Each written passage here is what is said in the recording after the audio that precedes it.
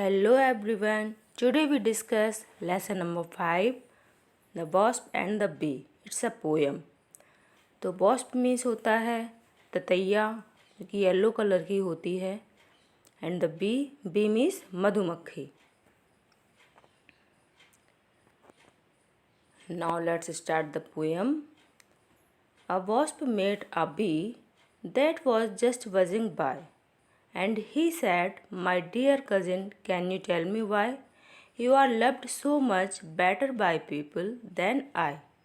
तो क्या होता है इसमें, बी है और वॉस्प दोनों का क्या है, कन्वर्सेशन चल रहा है, दोनों की बातचीत हो रही है इस पोयम में. वॉस्प जो है वो कुछ अपने मन में दुखी या नाराज़ है तो वो कुछ क्वेश्चंस करती है बी से. तो क्या क्वेश्चन करती है, a wasp made a bee. Wasp जो है वो बी से मिलती है, ततैया जो है वो एक मधुमक्खी से मिलती है. और मधुमक्खी क्या कर रही होती है, वो जस्ट बजिंग बाय, भिनभिनाहट की जो आवाज़ होती है, बजिंग मीन्स होता है अ हमिंग साउंड, तो भिनभिना रही है. एंड ही सैड, और उसने कहा, माई डियर कजिन. क्या कहा वॉस्प ने बी को, माई डियर कजिन बोला, मेरे प्यारे चचेरे भाई बहन. Can you tell me why, क्या तुम मुझे बता सकते हो, you are loved so much better by people than I, कि लोग तुम्हें हमसे ज़्यादा प्यार, हमसे ज़्यादा पसंद क्यों करते हैं. वॉस्प जो है, ततैया जो है, वो मधुमक्खी से ये क्वेश्चन पूछती है. क्या क्वेश्चन पूछती है कि क्या तुम मुझे बता सकते हो कि लोग तुम्हें मुझसे ज़्यादा पसंद क्यों करते हैं. Now next stanza. Why my back is as bright and as yellow as gold. क्यों. My back का मतलब है the back part of body is as bright and as yellow as gold.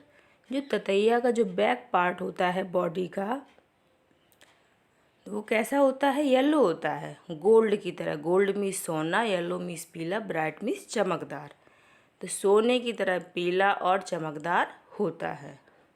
And my shape is most elegant true to behold. तो क्या कहती है boss, मेरा जो शेप है, मेरा जो आकार है, मतलब मेरे शरीर का जो आकार है वो कैसा है, मोस्ट एलिगेंट मतलब बहुत सुंदर, सबसे ज़्यादा सुंदर है, शानदार है. टू बिहोल्ड मतलब इतना सुंदर है कि आप एक बार उसे देखोगे तो थोड़ी देर तक टकटकी लगाकर देखते रहोगे, आपकी नज़रों को अच्छा लगेगा. Yet nobody likes me for that I am told. और क्या कहती है बॉस्प कि तब भी मुझे लोग पसंद नहीं करते, ऐसा मुझे बताया गया है.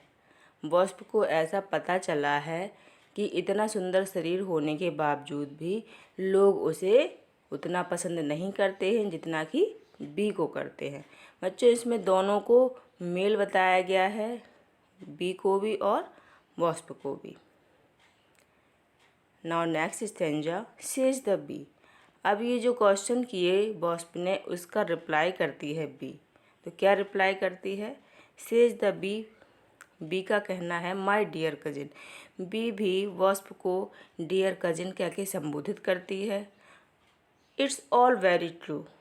तो क्या कहना है बी का, कि ये सारी बात जो तुमने कही वो बिल्कुल ट्रू है, सत्य है. बट इंडीड मीन्स रियली, वास्तव में.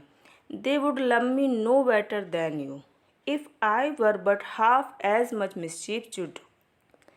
तो बी का क्या कहना है कि जो लोग जो है, जो मुझे पसंद करते हैं, मतलब बी को पसंद करते हैं, यदि मैं तुम्हारे जितनी, मतलब तुम जितनी मिस्चीवियस हो, मिस्चीफ करती हो, शरारत करती हो, मिस्चीफ मीन्स शरारत, उससे आधी भी शरारत यदि मैं करती तो लोग भी मुझे उतना पसंद नहीं करते. तो ये बी का रिप्लाई होता है. नेक्स्ट देखो आगे भी बी क्या कहती है, you have a fine shape and a delicate wing and they own you are handsome, but then there is one thing which they cannot put up with and that is your sting. तो क्या कहती है B, you have a fine shape, कि तुम्हारा जो body का shape है वो अच्छा है, बहुत बढ़िया है. and a delicate wing and they own, you are handsome. और क्या कहती है कि तुम्हारे विंग जो हैं, जो कि तुम्हारे हैं, वो कैसे हैं, डेलिकेट। विंग मीन्स क्या होता है, पंख। डेलिकेट मीन्स सॉफ्ट, मुलायम। तुम्हारे पंख जो हैं वो बड़े मुलायम हैं। एंड यू आर हैंडसम, और तुम कैसे हो, सुंदर हो। हैंडसम मतलब सुंदर, और हैंडसम जो है वो मेल के लिए यूज होता है। फीमेल के लिए क्या यूज होता है, ब्यूटीफुल।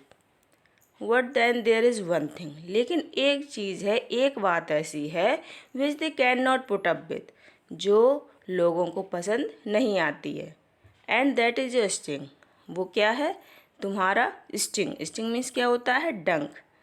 तो बी कहती है कि माना कि तुम्हारा बॉडी का आकार बहुत अच्छा है, तुम सुंदर हो, तुम्हारे पंख भी बड़े मुलायम हैं, लेकिन एक चीज़ जो तुम में है वो क्या है, एक बुराई है। कौन सी बुराई है, तुम्हारा स्टिंग, तुम्हारा डंक, जो कि लोगों को नुकसान पहुंचाता है।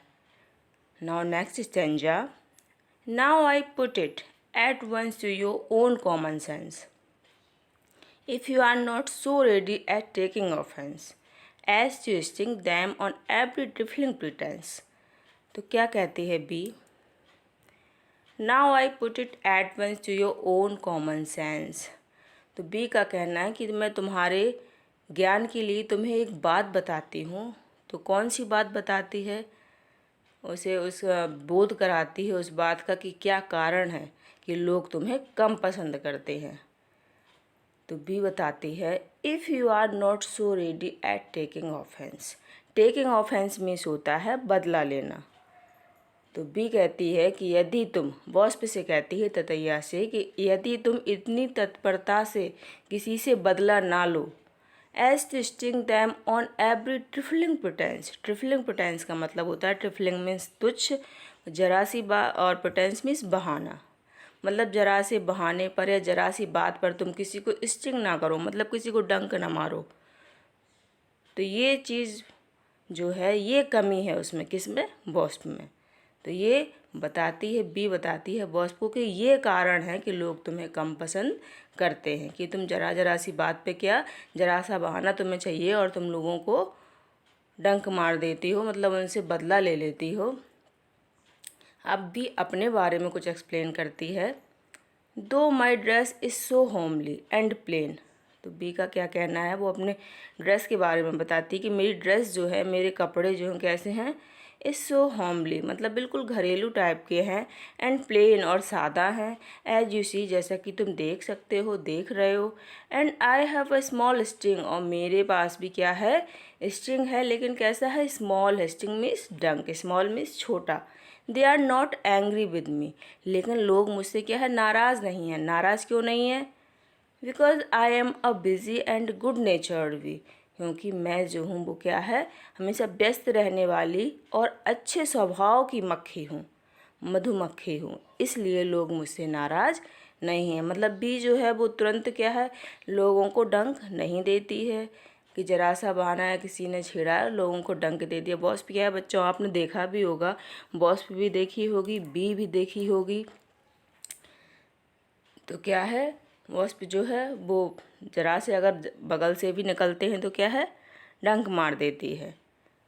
तो इस पोयम में आपको यही बताया गया है कि फिज़िकली कोई कितना भी ब्यूटीफुल हो, हैंडसम हो, लेकिन उसमें द ब्यूटी ऑफ ट्रेड्स होना बहुत ज़रूरी है।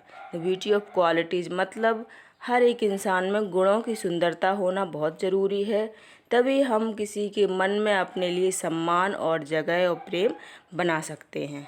केवल फिज़िकल ब्यूटी इम्पॉर्टेंट नहीं है, तो स्वभाव की सुंदरता भी बहुत ज़रूरी है। हमें गुण होना चाहिए, हमें अपने अंदर अच्छी क्वालिटीज़ का, अच्छे गुणों का विकास करना चाहिए, केवल ऊपरी दिखावे में विश्वास नहीं करना चाहिए। जैसा कि इसमें आपने पोयम में पढ़ा, वॉस्प जो होती है फिज़िकली वो सुंदर है, बॉडी उसकी बिल्कुल लाइक गोल्ड है, सोने की तरह चमकदार और येलो कलर की है। और बी जो होती है, बी को भी आपने देखा वो ब्लैक कलर की होती है मधुमक्खी, और ततैया जो है वो येलो कलर की होती है। लेकिन तब भी ततैया को लोग कम पसंद करते हैं, जबकि बी को लोग, बी से इरिटेट नहीं होते हैं, बी को तब भी लाइक करते हैं, और वॉस्प से क्या है, ज़्यादा डर लगता है। तो इस पूरी कविता का मतलब और अर्थ यही है कि हमें हमारे अंदर अच्छे गुणों का विकास करना चाहिए, ना कि हमें अपने अपीयरेंस पे ज़्यादा ध्यान देना चाहिए। अपीयरेंस पे भी ध्यान दो बट अपनी क्वालिटीज़ पे ज़्यादा फोकस करो। ये जेम्स टेलर जो है वो इसकी पोएट हैं। अब आपकी पोएम यहाँ पर ख़त्म हुई। Now we will meet with another lesson. Thanks for watching.